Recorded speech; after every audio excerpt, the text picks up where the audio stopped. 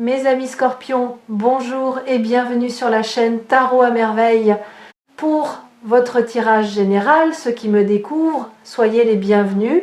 J'espère que vous allez bien. Allez, c'est parti. Décoller. C'est un mot d'aviation. Le moment précis où les roues quittent le sol et où la machine cesse d'être au sol pour devenir une chose du ciel. Mais ce moment, aussi spectaculaire qu'il paraisse vu de l'extérieur, n'est pas un événement isolé. Il est l'aboutissement d'une longue préparation. Avant de décoller, l'avion roule longtemps sur la piste. Il accélère, il prend de la vitesse, et chacun de ses mètres parcourus au sol semble à un observateur impatient complètement inutile. Pourquoi ne s'envole-t-il pas tout de suite? Pourquoi tarde-t-il autant? Parce que sans cette accélération préalable, le décollage ne serait pas possible. Voilà la réponse simple. La piste fait partie du vol, le sol fait partie du ciel, la lenteur fait partie de la vitesse à venir.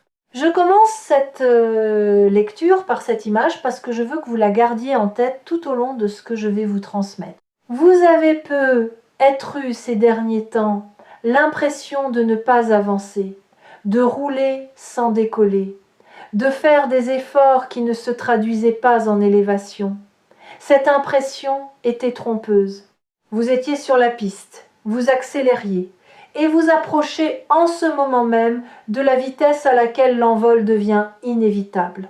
Quelque chose de très précis est en train de se mettre en place dans votre vie, pas de manière théâtrale, plutôt comme un alignement silencieux de plusieurs forces qui séparément n'auraient rien produit, mais qui ensemble, au moment où elles se rejoignent, créent une poussée nouvelle. Cette convergence est ce qui rend la période actuelle si particulière. Vous le sentez peu, être déjà comme une sorte de frémissement intérieur, une attente sans objet précis, une intuition que quelque chose se prépare sans pouvoir le nommer. Bienvenue ici sur Tarot à merveille. Si vous êtes arrivé jusqu'à cette lecture, ce n'est pas un détail, c'est un signal. Votre attention est exactement là où elle doit être pour recevoir ce que je vais vous dire. Quelque chose me vient avec force et je veux vous le partager avant d'aller plus loin. Vous portez en vous une intuition depuis longtemps que vous êtes fait pour quelque chose de plus large que ce que vous vivez actuellement. Cette intuition, vous l'avez parfois étouffée parce qu'elle vous semblait prétentieuse. Vous l'avez parfois minimisée parce qu'elle vous paraissait irréaliste. Mais elle est restée. Elle a survécu à tous vos efforts pour la faire taire. Elle est revenue, encore et encore, dans des moments calmes, dans des moments de fatigue, dans des moments où vous étiez seul avec vous-même. Cette intuition n'était pas une illusion, c'était pas non plus de l'orgueil mal placé, c'était la voix de quelque chose en vous qui sait, qui a toujours su, qui attend simplement le moment où le contexte extérieur permettrait à cette connaissance intérieure de s'incarner, et le contexte extérieur en ce moment est en train de s'aligner. Ce n'est pas vous qui changez, c'est plutôt qu'enfin vous allez pouvoir être pleinement ce que vous étiez déjà. La différence est subtile, mais elle est essentielle. Le décollage n'est pas une transformation, c'est une révélation. Laissez-moi décomposer pour vous ce que je perçois. Parce que ce qui s'apprête à se passer mérite d'être compris dans ses différentes dimensions, pas seulement dans son emballage spectaculaire. D'abord, une question que je veux poser. Qu'est-ce qui empêche habituellement une vie de décoller? Pas l'absence de talent, pas l'absence de désir, pas l'absence d'opportunité. Le plus souvent, ce qui empêche une vie de décoller, c'est une fidélité invisible à des modèles anciens, des manières d'être qui ont été utiles à un moment donné et qui sont devenues, sans qu'on s'en rende compte, des poids morts qu'on continue de transporter par habitude, comme un avion qui chercherait à décoller en gardant ses cales sous les roues.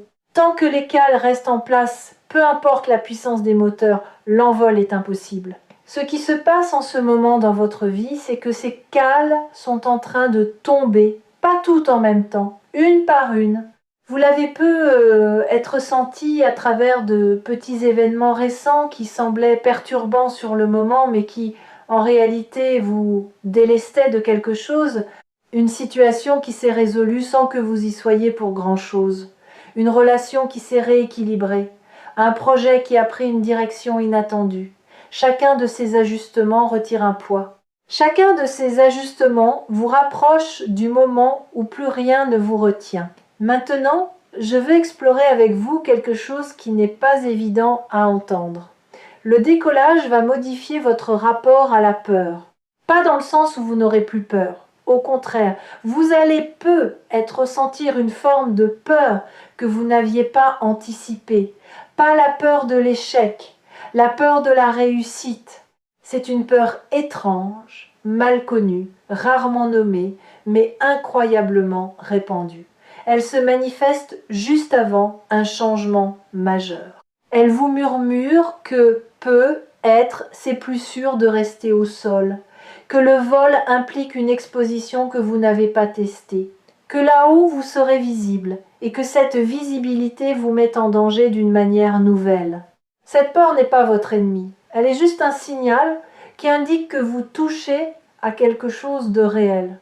Si vous ne sentiez aucune appréhension, c'est que rien d'important ne serait sur le point de se produire. Acceptez cette peur, reconnaissez-la et avancez tout de même. Parce que la vie qui se prépare pour vous est plus large que la vie que vous quittez. Et toute expansion s'accompagne d'un moment de vertige. Ce vertige est temporaire. La nouvelle amplitude, elle, est durable. Il y a aussi quelque chose à dire sur la visibilité. Vous avez peut-être passé une grande partie de votre vie à préférer la discrétion. Pas par manque d'ambition, mais par une certaine pudeur. Une préférence pour la profondeur sur l'éclat. Une méfiance instinctive à l'égard de ceux qui se montrent trop. Cette discrétion a eu sa beauté. Elle vous a permis de cultiver des choses précieuses loin du regard des autres. Mais elle a aussi parfois servi de paravent à une peur plus subtile, celle d'être pleinement vue. Cette peur va se présenter à vous d'une manière nouvelle pendant cette période, parce que un décollage rend visible, vous ne pouvez pas voler en restant invisible, et il faudra que vous fassiez la paix avec cette visibilité naissante, pas en devenant quelqu'un d'autre, pas en cherchant la lumière pour la lumière, mais en acceptant que ce que vous portez mérite d'être vu, et que cacher sa lumière n'est pas une vertu mais une fuite.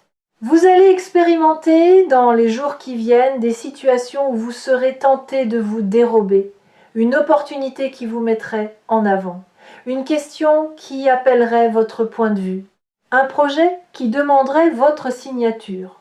Observez ces moments, sentez la tentation du retrait et choisissez consciemment cette fois de rester, de vous montrer, de prendre la place qui vous est offerte. Cette pratique, répétée, va dénouer une tension ancienne et libérer une amplitude que vous ne soupçonnez pas.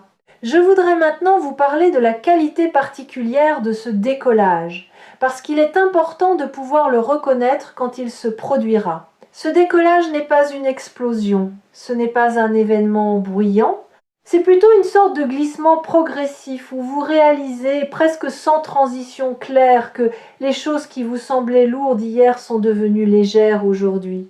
Vous vous lèverez un matin et vous remarquerez que cette préoccupation qui vous suivait depuis des mois ne vous suit plus. Vous traverserez une situation qui aurait dû vous coûter beaucoup d'énergie et vous constaterez que vous l'avez traversée presque sans effort. Ces petits écarts par rapport à votre ancien fonctionnement sont les premiers signes du décollage en cours. Cela ne ressemblera pas à ce que vous avez peut-être imaginé. Vous n'allez pas avoir un grand moment de gloire avec des trompettes. Vous allez avoir une succession de petites confirmations qui, mises bout à bout, vont dessiner une nouvelle réalité. Et un jour peut être à mi-chemin d'un trajet ordinaire où, pendant que vous ferez quelque chose de simple, vous vous direz « Tiens, ma vie ne ressemble plus à ce qu'elle était ». Et ce constat, simple et puissant, sera la mesure du chemin parcouru. J'aimerais aborder un aspect que beaucoup ne mesurent pas avant qu'il ne se manifeste. Le décollage modifie la façon dont les autres vous perçoivent. Pas parce que vous changez ce que vous montrez, parce que votre fréquence change et que les gens captent cette fréquence avant même de pouvoir l'analyser. Vous allez remarquer que certaines personnes vous adressent la parole différemment, avec un peu plus d'attention, un peu plus de respect spontané. Vous ne saurez pas toujours pourquoi. Vous penserez peu être que c'est un hasard. Mais ce n'est pas un hasard. C'est simplement que votre énergie a changé de qualité et que cette nouvelle qualité appelle une autre manière d'être en relation avec vous. Les humains sentent ces choses, même quand ils ne savent pas les nommer. À l'inverse, certaines personnes vont s'éloigner. Pas de manière agressive, plutôt comme un éloignement naturel, presque incompréhensible. Ces personnes étaient connectées à l'ancienne version de vous. Quand vous changez de fréquence, le lien qui les retenait se distend. Ce n'est pas un drame. Ce n'est pas non plus un échec relationnel. C'est juste la physique invisible des affinités qui se réorganisent. Laissez ces éloignements se faire sans culpabilité. Ce qui doit rester restera. Ce qui doit partir partira pour libérer de la place, pour de nouvelles connexions plus alignées avec qui vous devenez. Je voudrais maintenant aborder une dimension intérieure de ce décollage. C'est la transformation de votre rapport au temps. Avant le décollage, le temps semble lent, lourd. On a l'impression d'attendre que quelque chose se passe, que quelque chose change, que quelque chose vienne. Cette attente fatigue, elle vide. Elle finit par teinter d'amertume même les bons moments, parce qu'on ne les vit pas pleinement, on les évalue à la lumière de ce qui n'arrive pas encore. Pendant le décollage, ce rapport au temps se transforme. Vous allez commencer à habiter le présent différemment, sans cette tension d'attente, sans ce sentiment d'être à côté de votre propre vie en train de regarder le futur arriver. Vous serez là, vraiment là, dans ce moment, avec cette personne, dans cette tâche. Et le temps ne sera plus un ennemi à supporter, mais un compagnon à habiter. Cette transformation, plus que tout autre, est le signe que vous avez quitté le sol. Quand on est en l'air, on ne compte plus les minutes. On regarde par le hublot, on respire différemment. Le temps se déploie d'une autre manière, plus vaste, plus respiré. Ce changement de rapport au temps a aussi un effet sur la mémoire. Vous allez vous souvenir de choses oubliées, pas forcément des grands événements, plutôt de petits moments qui vous reviendront avec une étrange précision. L'odeur d'un endroit, la lumière d'un certain après-midi, une phrase prononcée par quelqu'un. Ces souvenirs ne reviennent pas par hasard. Ils reviennent parce qu'ils contiennent une information dont vous avez besoin pour cette nouvelle phase. Une information que votre conscience d'aujourd'hui peut enfin recevoir alors qu'elle ne pouvait pas la traiter à l'époque. Accueillez ces remontées de mémoire sans les analyser de force. Laissez-les vous dire ce qu'elles ont à dire. Parfois c'est une émotion enfouie qui demande à être enfin ressentie. Parfois c'est une qualité que vous aviez à un moment de votre vie et que vous avez oubliée. Parfois c'est simplement la confirmation que vous êtes le même être, en continuité malgré tous les changements. Cette continuité intérieure, plus que toute autre chose, est ce qui rend possible un envol durable. On ne décolle pas en se reniant, on décolle en s'intégrant. Sur Tarot à merveille, je rappelle souvent une chose qui surprend les gens, le décollage n'est pas une récompense pour ceux qui ont assez attendu. C'est une conséquence naturelle pour ceux qui ont assez transformé. La différence est immense, l'attente passive ne fait pas décoller, le travail intérieur, lui, prépare la piste. Et vous, sans toujours en être pleinement conscient, vous avez fait ce travail, vous avez questionné ce qui ne fonctionnait pas, vous avez lâché des choses qui ne vous nourrissaient plus. Vous avez pu être pleuré, douté, avancé en zigzag, mais vous avez avancé. Et c'est cette accumulation invisible qui produit maintenant son effet visible. Je voudrais introduire une nuance importante. Le mot décoller peut faire penser à une accélération, à de la vitesse. Mais en réalité, ce qui caractérise un avion en vol, c'est pas tellement sa vitesse, c'est sa stabilité. À haute altitude, dans de bonnes conditions, un avion ne donne presque pas l'impression de bouger. Vous regardez par la fenêtre et vous voyez le sol défiler très lentement alors que vous filez à plusieurs centaines de kilomètres/heure. Cette stabilité est l'une des qualités les plus précieuses du vol. Votre vie qui décolle ressemblera à cela. Vous n'aurez pas l'impression de vivre dans la frénésie. Vous aurez plutôt l'impression d'avoir trouvé une forme de calme intérieur que vous cherchiez depuis longtemps sans savoir le nommer. Les choses se feront, mais sans agitation. Les opportunités viendront, mais sans précipitation forcée. Cette stabilité tranquille est le signe que vous êtes en l'air. C'est seulement quand on tente de décoller de manière forcée par la volonté seule qu'il y a turbulence. Quand le décollage se fait dans son temps juste, il y a fluidité. Cette fluidité va aussi se traduire dans votre créativité. Vous allez avoir des idées qui viennent plus facilement qu'avant, des solutions qui apparaissent presque toutes seules à des problèmes que vous tourniez et retourniez sans aboutir, des inspirations qui vous traversent sans que vous ayez à les chercher. C'est un effet bien connu de l'alignement intérieur. La créativité cesse d'être un effort et redevient ce qu'elle est essentiellement, une expression naturelle de l'âme qui se sent libre. Notez ces idées quand elles arrivent, pas pour les juger immédiatement, pas pour décider tout de suite si elles sont bonnes ou mauvaises, juste pour les saisir. Les inspirations sont parfois timides. Si on ne les accueille pas dès le premier passage, elles se retirent et ne reviennent pas toujours. Ayez un carnet ou un coin de votre téléphone où vous pouvez attraper ces idées au vol. Vous y reviendrez plus tard, et certaines, qui paraissaient anodines au moment où elles sont passées, se révéleront porter quelque chose d'important. Permettez-moi maintenant de vous parler d'une dimension plus pratique. Que faire pendant cette période? Pas grand-chose, en réalité. Et c'est ce qui peut surprendre. Beaucoup de personnes, sentant que quelque chose se prépare, se mettent à multiplier les actions pour accélérer le mouvement. C'est une erreur fréquente. À ce stade du processus, votre travail principal n'est pas d'agir davantage, il est de ne plus interférer, de faire confiance au mouvement qui s'est lancé sans vous, de laisser la piste se dérouler sans tirer sur le manche prématurément. Cela ne veut pas dire être passif, cela veut dire être présent sans être interventionniste. Continuez à faire vos choses ordinaires, allez à votre travail, prenez soin de vos relations, honorez vos engagements. Mais n'essayez pas de pousser la rivière. Le moment du décollage est précis et ne se laisse pas hâter. Il sait quand il doit arriver. Votre seul rôle est de ne pas le compromettre par excès de zèle. Une autre invitation, observez sans juger. Pendant cette période, beaucoup de choses vont vous traverser émotionnellement, des moments de joie sans cause apparente, des moments de tristesse résiduelle qui semblent venir de loin, des bouffées d'enthousiasme, des pauses contemplatives. Tout cela fait partie de la libération en cours. Si vous essayez de figer une de ces émotions ou d'en chasser une autre, vous freinez le processus. Laissez-les passer. Saluez-les comme on salue les nuages qui défilent dans un ciel d'été. Aucune ne mérite qu'on s'y accroche, aucune ne doit être combattue. Elles sont des passagères et leur passage est précisément ce qui vous allège. Je veux maintenant vous parler d'une chose dont peu de lectures spirituelles parlent franchement.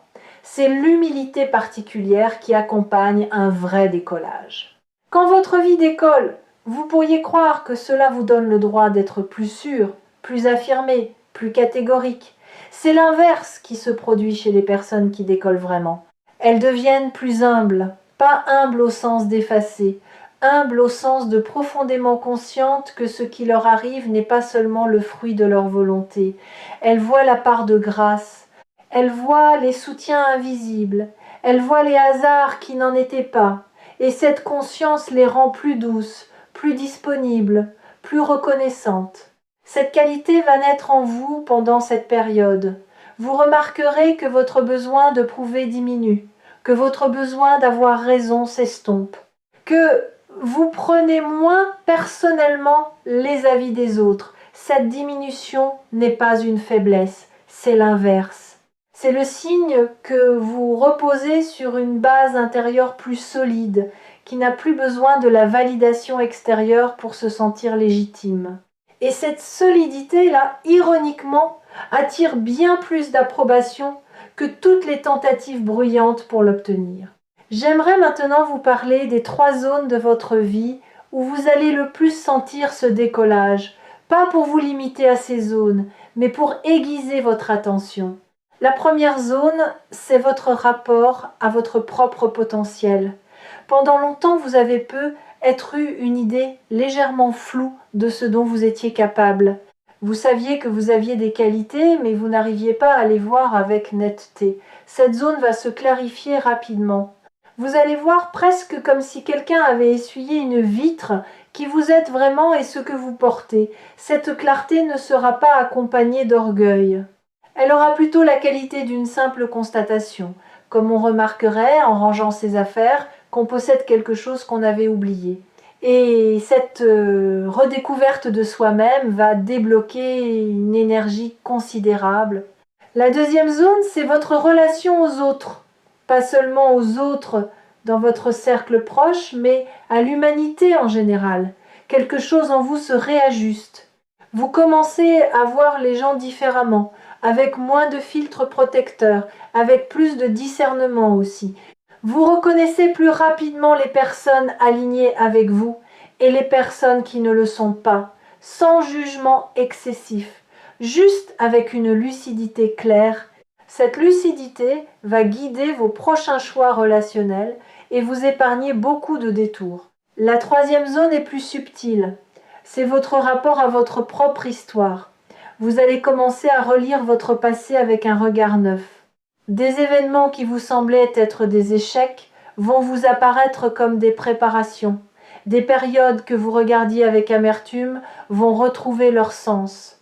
Cette relecture intérieure est une libération profonde, parce qu'elle vous rend votre passé.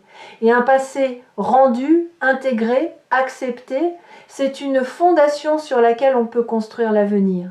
Tant qu'on rejette une partie de son histoire, on bâtit sur un sol fragile. Quand on l'accepte entièrement, le sol devient roc. Je voudrais aussi vous dire quelque chose à propos des doutes, parce qu'ils vont revenir, pas une fois, mais plusieurs fois. Et ce ne sera pas un signe d'échec. Au contraire, plus le décollage approche, plus l'esprit a tendance à proposer des objections. C'est presque mécanique. L'ancien équilibre cherche à se préserver en générant des arguments contre le changement. Vous allez entendre ces arguments. Ils peuvent paraître sensés, ils peuvent paraître prudents, mais leur fonction réelle est de vous garder dans le connu. Quand ces doutes surgissent, ne les combattez pas frontalement. Notez-les, reconnaissez leur présence, mais ne leur donnez pas le pouvoir de décision. Le pouvoir de décision appartient à une partie plus profonde de vous, qui voit plus loin que les raisonnements défensifs. Cette partie plus profonde, vous la sentez quand vous êtes calme, quand vous respirez, quand vous écoutez votre intuition silencieuse plutôt que votre mental bavard. Faites confiance à cette voix-là, c'est elle qui pilote l'avion. J'aimerais ajouter une chose sur cette voix intérieure. Elle ne crie jamais, elle ne cherche jamais à vous convaincre. Si quelque chose en vous insiste avec véhémence, ce n'est pas elle. C'est probablement une autre voix, plus émotionnelle, plus réactive, qui se fait passer pour elle. La voix profonde, elle, vous parle dans des phrases courtes, simples, presque banales. C'est par là. Va, pas maintenant. Oui, elle ne s'explique pas, elle constate. Et elle a toujours raison, même quand sur le moment, ce qu'elle dit semble illogique. Apprendre à reconnaître cette voix, à la distinguer du bruit mental ambiant, est l'un des grands apprentissages de la vie spirituelle, et c'est une compétence qui se développe progressivement. Plus vous lui faites confiance, plus elle parle clairement, plus vous l'ignorez, plus elle se retire. Pendant cette période d'envol, elle va se manifester avec une netteté nouvelle. Saisissez cette occasion, établissez avec elle un dialogue plus régulier. Demandez-lui votre chemin quand vous êtes incertain, et osez la suivre, même quand sa réponse vous surprend. Je voudrais introduire une métaphore supplémentaire qui peut vous être utile. Pensez à une graine. Pendant la phase souterraine, la graine ne ressemble à rien. Elle est sombre, immobile, enterrée. Si vous la sortiez de terre pour vérifier qu'elle pousse bien, vous interromperiez son processus. La graine a besoin de l'obscurité pour se transformer. Elle a besoin de cette phase de non-visibilité pour préparer la sortie spectaculaire qui suivra. Vous avez être traversé une période enterrée ces derniers temps. Une période où vous aviez l'impression de ne rien produire de visible. Ne vous trompez pas sur cette phase. Elle n'était pas stérile. Elle était la phase souterraine de quelque chose qui se prépare à sortir. Et maintenant, la pousse approche de la surface. Bientôt, elle va percer et ce qui paraissait être une absence va se révéler avoir été la genèse même de ce qui arrive. Une chose que je voudrais souligner avec insistance, le décollage que vous vivez n'est pas ponctuel. Ce n'est pas un événement unique après lequel tout serait acquis. C'est plutôt l'entrée dans une nouvelle phase qui va se déployer dans la durée. Vous allez d'abord franchir le seuil, puis vous allez vous installer dans ce nouvel espace, puis vous allez y construire. Chaque étape a son rythme propre. Ne vous attendez pas à ce que tout se passe en une fois. C'est un processus, pas un coup d'éclat. Et c'est précisément ce qui en fait sa solidité. J'aimerais aborder un dernier point avant de conclure. C'est l'importance de ne pas vouloir comprendre tout de suite. Pendant cette période, certaines choses qui se passeront ne vous seront pas immédiatement compréhensibles. Vous prendrez une décision sans pouvoir totalement la justifier. Vous vous sentirez attiré par quelque chose sans savoir pourquoi. Vous repousserez quelque chose d'autre sans avoir d'argument rationnel. Tout cela est normal. C'est même le signe que vous êtes en contact avec une intelligence plus large que votre seule raison. Acceptez de naviguer dans une certaine mystère, pas par paresse, pas par fuite, par confiance, par la reconnaissance du fait que toutes les bonnes choses ne se laissent pas immédiatement expliquer, que parfois on suit un mouvement parce qu'il est juste et que la justification viendra plus tard quand le déploiement aura permis de voir l'ensemble. Cette acceptation est une forme de maturité spirituelle. C'est aussi une condition pour que les choses puissent se déployer dans leur plénitude. Quelque chose me vient aussi sur la question de l'énergie pendant cette transition. Vous allez peu ressentir des fluctuations énergétiques inhabituelles. Des journées où vous serez porté par une vitalité presque enfantine, sans cause précise.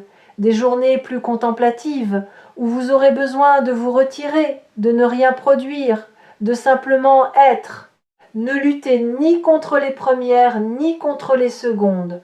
Toutes ces fluctuations font partie du même mouvement intérieur. Pendant les journées de haute vitalité, ne surengagez pas. Ne prenez pas trop d'engagement. Ce serait tentant, parce que vous vous sentez capable de tout. Mais cette énergie est précieuse et elle peut être mieux utilisée si vous la canalisez plutôt que la dispersez. Choisissez une chose, une seule, qui vous tient particulièrement à cœur et donnez-lui votre énergie pleine. Vous serez surpris de la qualité du résultat. Pendant les journées plus calmes, accordez-vous le repos. Vraiment, sans culpabilité, sans cette petite voix qui vous reproche de ne pas être productif. Le repos n'est pas une absence d'action. C'est une action différente, plus subtile, qui se fait à un niveau que les yeux ne voient pas. Pendant que vous semblez ne rien faire, votre système intérieur continue le travail. Il intègre, il digère, il prépare. Faites-lui confiance et profitez de ses respirations comme on profiterait d'un cadeau. Sur Tarot à merveille, j'ai vu beaucoup de personnes manquer de très belles ouvertures simplement parce qu'elles voulaient comprendre avant d'avancer. Et l'univers, qui ne peut pas toujours expliquer en avance ce qu'il prépare, se voit obligé de retirer son offre. Ne soyez pas de ces personnes. Quand quelque chose vous appelle et que vous sentez en vous une forme de paix accompagnant cet appel, dites oui. Vous comprendrez pourquoi vous avez dit oui un peu plus tard. Le moment de l'élan n'est pas celui de l'analyse. Voilà ce que j'avais à vous transmettre aujourd'hui. Votre vie est en train de quitter le sol. Pas dans un bruit fracassant, mais dans une qualité d'allègement progressive qui vous étonne autant qu'elle vous porte. Les cales tombent, la piste se déroule, la poussée monte. Et bientôt, sans même que vous puissiez désigner précisément le moment, vous serez en l'air. Rappelez-vous ces quelque chose. N'essayez pas de précipiter ce qui est en train de se faire. Laissez les éloignements se faire sans culpabilité. Recevez les rapprochements avec gratitude. Ne soyez pas surpris par les moments de peur. Ne soyez pas découragés par les retours du doute. Faites confiance à votre intuition silencieuse plus qu'à votre mental bavard. et acceptez de ne pas tout comprendre sur le moment. Vous avez préparé ce décollage par tout ce que vous avez traversé. Ce qui vous a fait souffrir vous a aussi musclé. Ce qui vous a fait douter vous a aussi clarifié. Ce qui vous a fait pleurer vous a aussi adouci. Rien n'a été gaspillé, tout a été préparation. Et maintenant, le résultat de cette préparation va commencer à se voir dans votre vie extérieure comme dans votre paysage intérieur. Faites-vous confiance. Vous savez plus que vous ne le croyez. Vous valez plus que vous ne l'admettez. Vous portez plus que vous ne le mesurez. Et l'envol qui s'annonce n'est pas une chance miraculeuse tombée du ciel. C'est la conséquence naturelle de ce que vous êtes devenu. Recevez cet envol comme on reçoit ce qui nous appartient déjà, sans excès d'humilité, sans excès d'orgueil, avec la simplicité de quelqu'un qui rentre chez lui. Et puisque je parle de rentrer chez soi, je voudrais vous laisser sur cette image avant de conclure. Ce qui vous arrive ne vous emmène pas vers un ailleurs étranger.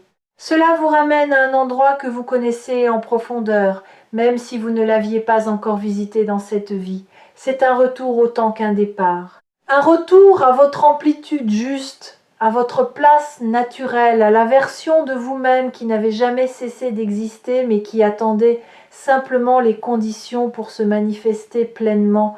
Quand l'envol se sera installé, vous aurez être cette sensation étrange de ne pas vraiment vous reconnaître et de vous reconnaître pour la première fois en même temps. Les deux sensations cohabiteront sans contradiction parce que vous serez à la fois quelqu'un de nouveau et quelqu'un qui revient.